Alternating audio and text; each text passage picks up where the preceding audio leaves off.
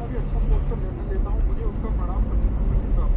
कैसे आपके व्यक्तिगत जीवन के लिए भी कोई, जैसे अपने लाभ के लिए भी अगर कुछ काम करें, किसी को नुकसान ना हो, वो अपना ऐसा सब कोई प्रयास करता है, लेकिन वो भी उल्टा ही हो जाता है, उल्टा हो जाता है। हाँ, तो कोई न कोई कर्म का प्रारब्ध का ऐसा टांग मारता है जो हमें सुख न मिलने दे। पक्का समझना। नहीं, कोई ऐसे हैं कि बिना प्रयास के अरबपति घर में जन्मे हैं और बिल्कुल ना उतनी बुद्धि है और ना उतने उनके कोई कर्म है इस जन्म में, और ऐसा सुख भोग रहे हैं कि आप देख लो कोई बुद्धि नहीं है इस कोटि की, बड़े बुद्धिमान, बहुत बुद्धि तेज है और बहुत कर्म प्रवीण है, कर्म करने में भी बहुत संभाल के करते हैं, लेकिन फल में उनके हाथ नहीं लगता क्योंकि पूर्व का कर्म हमें हर क्षण बाधा पहुंचाए चला जा रहा है। तो हमको दबना नहीं है। अगर हमको इस जन्म में उन्नति प्राप्त करनी तो भजन जरूर, भजन ही काट सकता है आपके कर्म, और कोई प्रवीणता काम नहीं करेगी। भजन बल से बढ़ सकते हैं।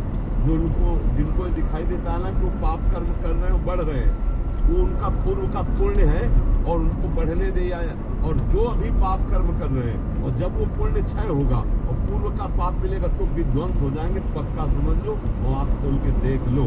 तो दुराचारी, अधर्माचरण करने वाला, पापाचरण करने वाला सरशब्द दिखाई दे तो ये समझ लेना उसकी अंतिम इच्छा पूर्ति की जा रही है, इसका नाथ निश्चित है। लेकिन धर्म पूर्वक जो चल रहे हैं वो बहुत कष्ट पा रहे हैं, ये बिल्कुल विश्वास रखें कि हमारे पाप नष्ट हो रहे हैं और मैं आगे उन्नति को प्राप्त करूंगा। पर धर्म का चलना और भगवान का स्मरण करना ये सतत बनाए रखे, तोड़े ना, तो आज नहीं तो कल जरूर प्राप्त होगा। किसी भी धर्मात्मा के जीवन में देख लो तो उसका जीवन दुखमय मिलेगा, पक्का मिलेगा, और जब परिणाम आएगा तो निहाल हो जाओगे। बस चुप रहो।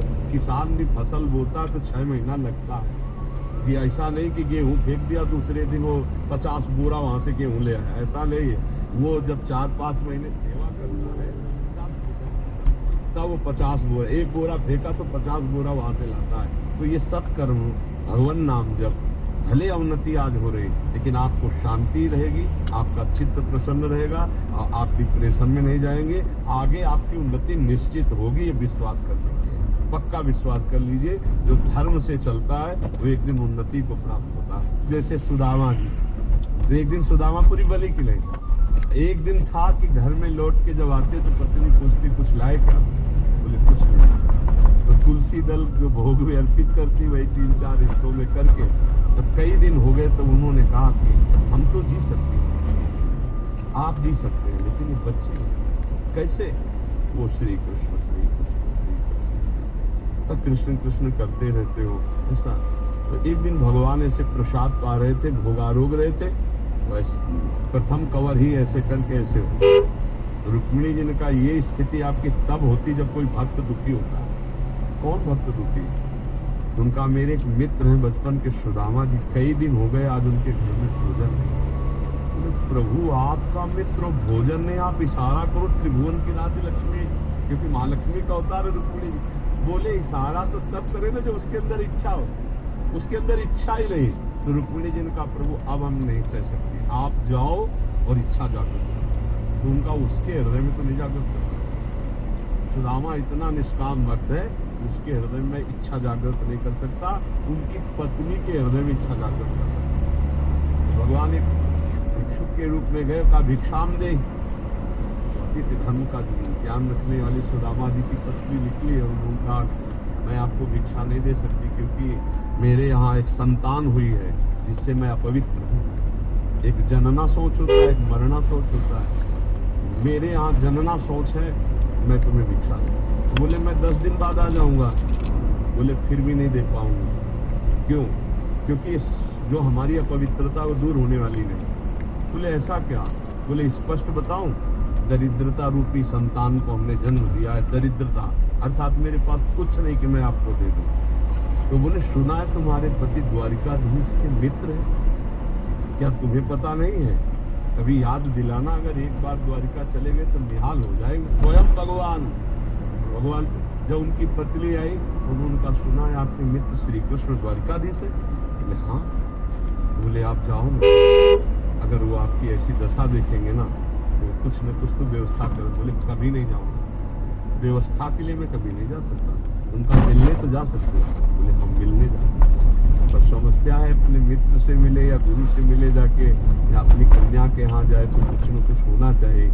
तो हमारे दोस्त के लिए कुछ, तो वहां क्या था, एक पड़ोसन के यहाँ गई तो उसने चावल के पछोरने वाले जो आगे तंदुल होते टूटे हुए, हाँ वो दिए। तो वो भी फटे कपड़े में लेकर भगवान के लिए भेंट, द्वारिका। और हालत ये थी कि विवाही पैरों में फटी हुई, फटा कपड़ा, और मित्र कौन है, द्वारिकाधीश। आप देख लो जरा कैसी धर्म की परीक्षा होती है। भगवान के कान में जे पड़ा कि सुदामा जी मिलने आए, तो ऐसे भागे कि पूछो मत। सबके होश उड़ गए कि ब्रह्मा जी और शंकर जी यहाँ आते हैं तो उनको भी इंतजार करना पड़ता है, लेकिन एक शब्द सुना, सुदामा जी आए तो बावरे होकर भगवान भाग पड़े और ऐसे जाकर हृदय से लगे और रुक्मिणी जी के पलंग में आकर भगवान ने बैठा, रुक्मिणी जी, और आप स्वयं चरण पड़े भगवान की। देखो भक्त के चरण, पग चापू और सेज बिछाऊं, नौकर बनू हजाम, ठाकू बैल बनो गडवारो, बिना तन पारथवान, यही तो मेरे मन में छड़ी भगत मेरे मुकुट में। और भगवान के अश्रु प्रवाहित हो रहे सुदामा जी की दशा, बार बार चेहरे की तरफ देख रहे, बार बार चरणों की, सुदामा जी के अश्रु चल रहे कि करुणा निधान, अखिल कोटि ब्रह्मांड नय के कौन सी लीला कर रहे हो, रुक्मिणी जी जल डालो। भगवान चरण पखार रहे, 2-4 दिन आराम से रहे। सुदामा जी ने कहा प्रभु चल मिले। हाँ, सुदामा जी मन ही मन हंस रहे कि कह रहे कि चले जाओ, कुछ व्यवस्था कर देंगे। अरे श्री कृष्ण इतने निरपेक्ष है कि जानते इस दरिद्र ब्राह्मण को कुछ दे देंगे तो मेरा भजन भूल जाएगा, इसलिए कितने कृपाल। अच्छा प्रभु तो बोले जो ये कपड़े नए वाले हैं ना, इनको रख दो, नहीं रास्ते में कोई चोर परेशान करेगा, अपने पुराने पहन लो। तो रामा जी ने पहन लिया कि बहुत कृपाल, उनको कोई निरपेक्ष है वो। भगवान ऐसे चल रहे लीला में, कहा इधर से चले जाना। रामा जी को लगा था कि 2-4 असरफियां होंगी तो 2-4-10 दिन के लिए अन्न, इधर से चले जाना, जाके आप इधर से मुड़ जाना तो जल्दी पहुंच जाएंगे। बोले प्रभु आपकी कृपा, बिल्कुल सहज में पहुंच जाएंगे। मतलब कुछ नहीं दिया, कुछ नहीं। भगवान ने सुदामा जी को तंदुल निकाल नहीं रहे थे, जबरदस्ती छील कर पाए, और सुदामा जी को कुछ नहीं दिया। प्रगट में सुदामा जी बहुत प्रसन्न हो रहे हैं, मेरे श्री कृष्ण परम कृपाल है, क्योंकि उन्होंने माया या कोई भोग इसलिए नहीं दिया कि हमारा चित्त प्रभु की सिवा कहीं न जाए। ऐसे मगन होते वहां पहुंचे, दृष्टि गई कि हमारा नगर तो इसी क्षेत्र में था, ये तो पूरी द्वारिकापुरी है। पूछा लोगों से तो बोले यहाँ एक हमारे सुदामा जी थे, उन्हीं की सुदामापुरी है। जब देखा पत्नी आरती करने आ रही है, जैसी द्वारिकापुरी वैसी सुदामापुरी की रचना हो गई। ये हर भक्त के जीवन में होता है, पर दिगना नहीं चाहिए, मतलब कमजोर नहीं पड़ना चाहिए। तो हम कह रहे हैं आज तुम्हारा समय कमजोर है, लेकिन आज का जो तुम बीजारोपण कर रहे हो धर्म का, भजन का, ये जब फलेगा तब आप निहाल हो जाओगे। इसलिए सबको हम ये शिक्षा दे रहे हैं कि कभी घबराओ मत, आज की परिस्थिति देखकर टूटो मत, तुम्हारा मंगल निश्चित है।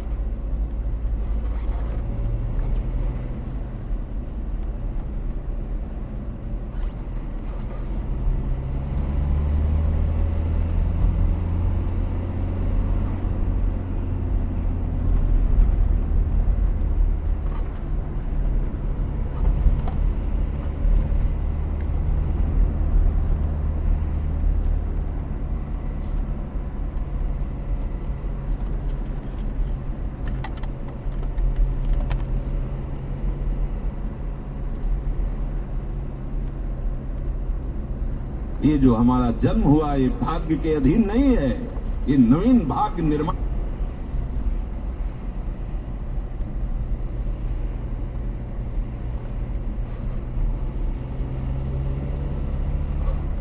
करने के लिए है। नहीं तो आदेश ही नहीं देते भगवान। पशुओं को आदेश नहीं दिया जाता क्योंकि वो भाग्य के अधीन है। केवल मनुष्य शरीर को आदेश दिया गया है। किसी देवता को भी आदेश नहीं दिया गया कि आप ये करो ये ना करो, क्योंकि वही करेंगे जो उनके सुकृत है, उसके अनुसार बस भोग भोगेंगे।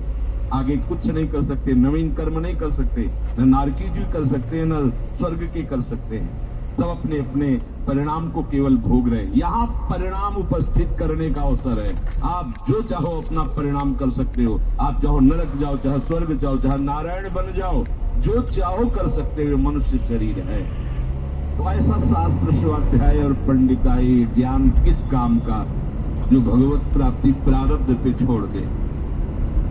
तो कुछ जन हैं जो शास्त्र स्वाध्याय करके या संतों की वाणी सुनकर इस विचार में आते हैं कि मुझे क्या करना चाहिए, परिवार का पोषण या भगवत प्राप्ति। दो विभाग कर लिए इसलिए खतरा है, निर्णय नहीं कर सकते। और सही पूछो तो दो विभाग है नहीं, एक ही बात है। समझ जाओ तो वहीं भगवत प्राप्ति हो जाएगी। अब उसके विचार में आता है कि अभी तो ब्याह हुआ है, या अभी छोटे छोटे बच्चे हैं, या अभी बच्चों का ब्याह किया है, अभी नए हैं, क्या जाने संसार का मेरी आवश्यकता है, नहीं तो संसार इनको परेशान कर देगा। और वो अपने अहम जनित कर्ता भाव से ऐसा बंध जाता है कि निर्णय ही नहीं कर पाता। श्री चरणदास ए भाई समझो, जिस कर्तव्य को तुम विसार करके झूठे भाव को कर्तव्य मान रहे हो, अरे माया के दीवाने, अरे यहाँ नहीं रहना करना। बच्चा आया और जन्म हुआ, मर गया। अब जितने रुपए की जरूरत थी उतना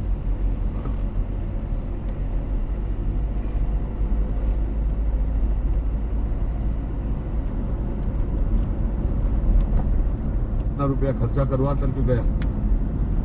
पूरा हिसाब किताब है यहाँ भगवान के। गर्भ में आया, पेट में दर्द हुआ, 5,000 रुपए लगे, साफ हो गए। 5,000 का काम था, साफ करवा को। बहुत एक एक कर्म का, एक एक चेष्टा का हिसाब किताब है। ऐसा नहीं, एक एक का हिसाब किताब, एक एक सेकंड का हिसाब। जैसे कोई बच्चा हुआ मान लीजिए, पूरा जीवन भर उसके ऊपर खर्चा लग रहा है, बीमार है वो। हाँ, आप कर्जदार हैं, आपको दुख भी मिलेगा ब्याज में, उस टेंशन, और रुपया ऊपर से लगाना पड़ेगा। और एक होता है कि बाल्यावस्था से ही जीतना शुरू किया, छोटे छोटे मेडल लाना शुरू किया, और बड़ा बनता चला, खूब रुपया पैसा, सब सेवा माता पिता की भगवान की तरह। पूर्व में हिसाब किताब है, पूरा हिसाब किताब तुम्हें सुख का दे रहा है। पूर्व में तुमने उसका लिया, पूरा हिसाब किताब दुख सहित वो तुमसे ले रहा है, और फिर तुम्हें सुख नहीं देगा। वो पूरे जीवन सुख उससे नहीं मिलने वाला, दुख ही दुख मिलेगा। हर चीज का यहाँ हिसाब किताब, क्योंकि पूर्व का हम जानते नहीं ना, इसलिए हमें लगता है भगवान हमारे साथ ऐसा क्यों कर रहा है। जैसे पूर्व का इसी जन्म का देख लो, 9 महीने गर्भ में रहे, पता है तुम्हें, सबको पता है कि गर्भ में रहे, लेकिन कैसा स्वाद है गर्भ में रहने का, किसी को याद है क्या? सब भुला देती माया। तो पूर्व जन्म का याद कैसे रहेगा? जब इसी जन्म के गर्भ का याद आपको नहीं है, तो पूर्व जन्म का याद कैसे हो जाएगा? हर चीज का हिसाब। इसलिए भगवान की शरण में हो जाओ, संपूर्णता उसी में हो जाती है।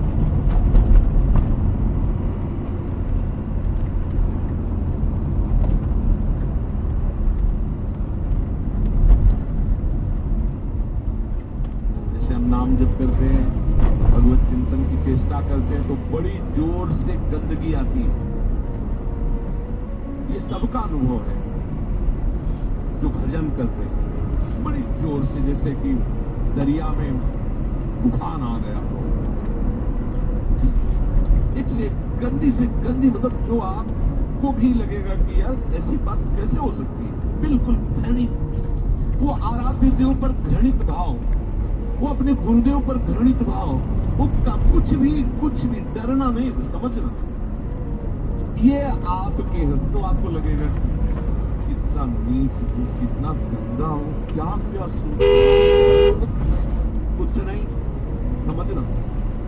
बिल्कुल तटस्थ भूमिका होनी चाहिए। मैं थोड़ी सोच गंदी नाली की कीड़ी की तरह मन इंद्रिया भोगों में रहे, अभी गंदगी बिल्कुल तटस्थ। अरे मैं प्रियाजू के लिए क्या सोच रहा हूँ, मैं लालजू के लिए क्या सोच रहा हूँ, अरे मैं गुरुदेव के लिए क्या, बिल्कुल नहीं। ये बेईमान लोग हैं, ये हमको भयभीत करेंगे, हमारी निष्ठा बिगाड़ेंगे, हमारा भाव बिगाड़ेंगे, बिल्कुल नहीं मानना। ये हम बहुत खूब अनुभूत सोची समझी बात करें, खूब साधकों से मिली हुई बात। ये अपने आराध्य देव पर ही गलत भाव कर लेगा, ये अपने गुरुदेव पर भी गलत भाव कर लेगा।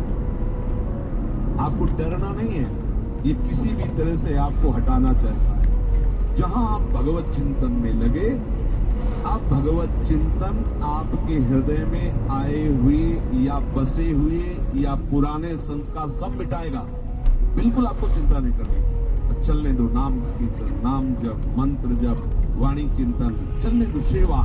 ये जितनी गंदगी देखते रहो, उगने की जरूरत नहीं, खिन्न नहीं होना, ना हर्षित होना है। दोनों बात समझ, खिन्न हो गए तो वो टिक जाएगा, ऐसे नहीं है। उसमें तो धुलाई हो रही तो निकलेगी सब बाहर। शांत एकदम, बहुत गंभीर होना चाहिए उपासक इस स्थिति वाले को, एकदम घबराना नहीं चाहिए। वो फिर अच्छी बातें भी डालता है जो संसार में सुखद मानी जाती है, उसमें आपको हर्षित नहीं होना। यहां तक कि वो भागवतिक बातें भी डालेगा तो आपको भी गंभीर रहना, क्योंकि वो थोड़ी देर जब समझ गया कि ये भागवतिक बात को सुनता है, तो जहां भागवतिक बात दी आप सुनने लगे तो अपनी पेशगी कर देगा, आप समझ ही नहीं पाओगे, दस्तखत करवा लेगा। बहुत चतुर है, इसीलिए सबसे बड़ा चतुर सृष्टि में कौन है? रामाई भजे इनके चतुर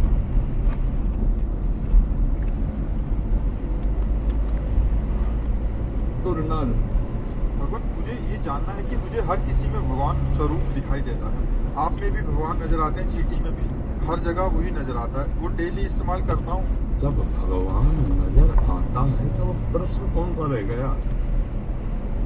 वासुदेव सब में नजर आ रहा है। बहु नाम जन्म नावंते ज्ञानवान माम प्रपद्यते वासुदेवा सर्वनित्सा महात्मा सुदुर्लभा। वो महात्मा सुदुर्लभ जो सर्वत्र भगवान का दर्शन। जब भगवान का दर्शन जिसके जान लेने के बाद कुछ जानना बाकी है, फिर आपका प्रश्न कैसे हो गया? अब ये इतना बढ़ गया है कि परेशान हो जाता हूँ डर सा। अब ये ले सच्चिदानंद भगवान को देखने में परेशान हो जाते हो, यहाँ परेशान है देखने के लिए। यही तो अज्ञान, यही बच्चा होता है।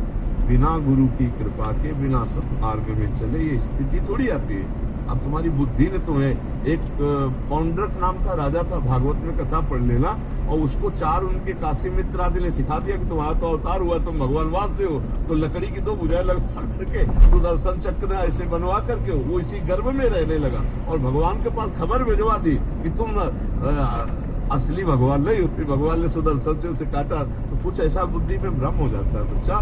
भगवत दर्शन जिसको होने लगते हैं उसमें कुछ लक्षण प्रकट होते हैं। क्या, कौन से लक्षण प्रकट होते हैं? निर्माण अमोहा जित संग दोषा अध्यात्म नित्या विनिवृत्त कामा द्वंद्व विमुक्ता सुख दुख संगई गच्छन्त मूढ़ा पदम अव्ययम तत्। लेकिन आपको तो बिल्कुल उल्टा है। आप कहो मैं परेशान हो जाता हूं, बिल्कुल अभी तुम होश में नहीं, डिप्रेशन में पहुंच जाओगे हम जो कह रहे हैं। ये गलत आपका सोच है। भगवान का जिसको दर्शन होता है पुलकित होकर परमानंद में निमग्न होता है।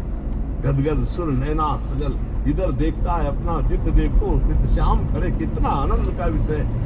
जाको मन मोहन दृष्टि परे, सो तो भयो सावन को आंधरो, सूझे रंग हरे ही हरे, जड़ चैतन्य कछु नहीं दीखत, जित दीखत तित श्याम खड़े, ब्यूहल विकल संभार न तन की, घूमत नैना रूप भरे, करनी अकरनी 2 विधि भूले, विधि निषेध सब रहे धरे, नर हरिदास ते भये बावरे, जे यह प्रेम प्रवाह। ये तो परमानंद की चरम सीमा है।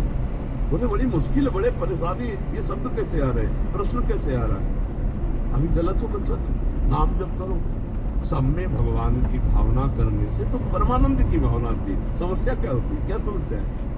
अरे हम कहते हैं सही ढंग से चलो तो वास्तविक भगवान का साक्षात्कार हो। तो भगवान का साक्षात्कार है, अरे भगवान का साक्षात्कार होने पर न कोई सोच रह जाती, न कोई चिंता रह जाती, एक अखंड आनंद जागृत होता है। अभी हमने बताया ब्रह्मभूता प्रसन्नात्मा न सोचती न कांक्षती। हर समय एक अद्भुत आनंद, एक अद्भुत। समस्या किस बात की आती बच्चा? किस बात की समस्या आती? डर लगता है महाराज जी। डर लगता। अरे निर्भय पद का दर्शन करे, यही सब उल्टा बातें नहीं समझ। शरणागति मात्र होने से निर्भय, निसंकोच, निश्चिंत, विपरीत भावना का त्याग, संशयों का नाश, ये 5 चीजें तत्काल होती शरणागत होने पर। मृत्यु भी उसके लिए महोत्सव होती है जो भगवान की शरण में हो जाता है। सर्वत्र भगवान जो देखता है तो मृत्यु में भी भगवान को देखता है। सब कुछ हरण करने वालों में मैं मृत्यु हूं, वो अपने श्री कृष्ण को देखता है मृत्यु में भी। कहां है अभी? इसीलिए गुरु बिन ज्ञान नहीं होता। अगर हम सही सिद्धांत से गुरुजनों के चरणों का आश्रय नहीं लिए तो मनमुखी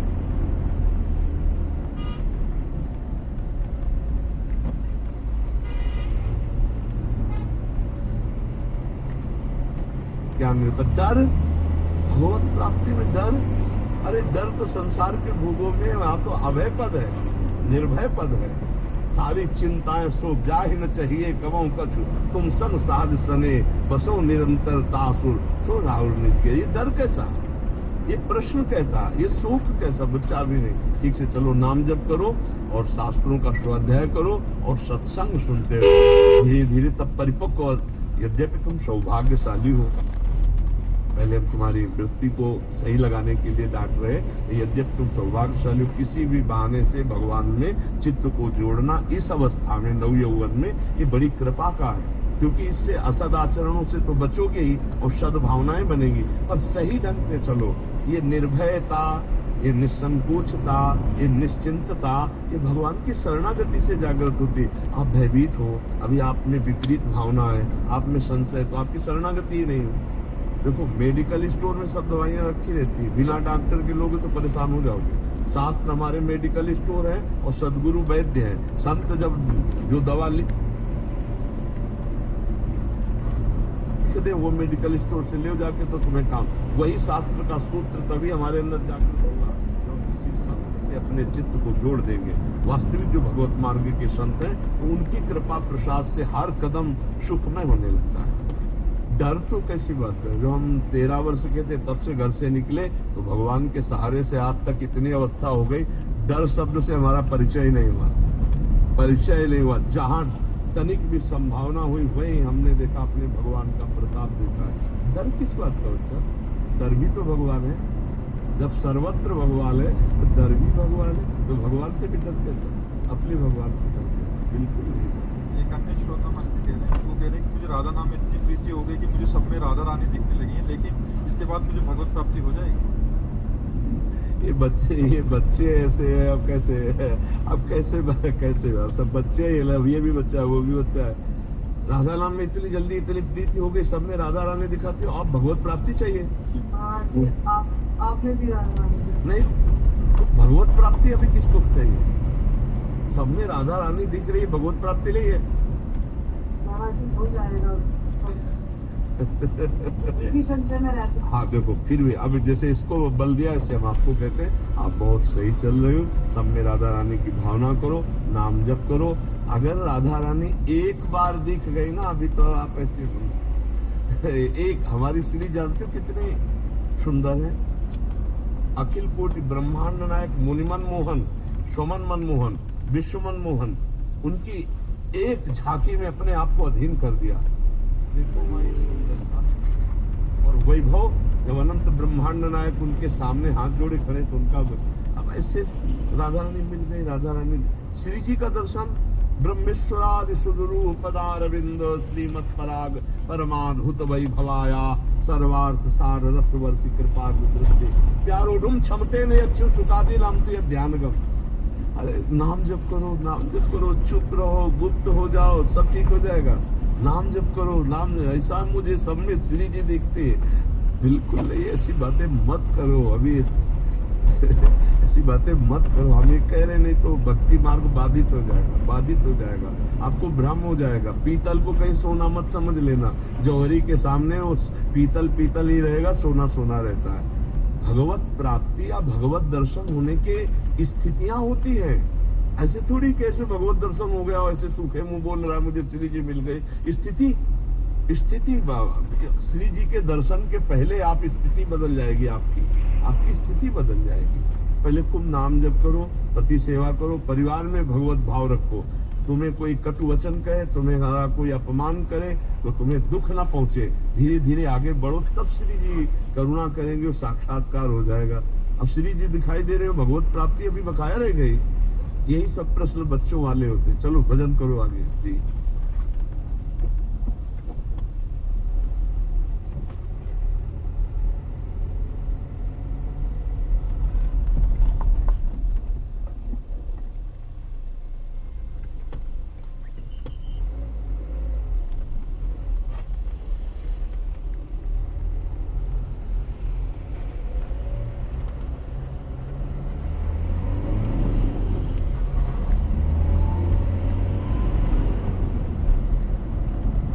आपको सूरज कुमार जी,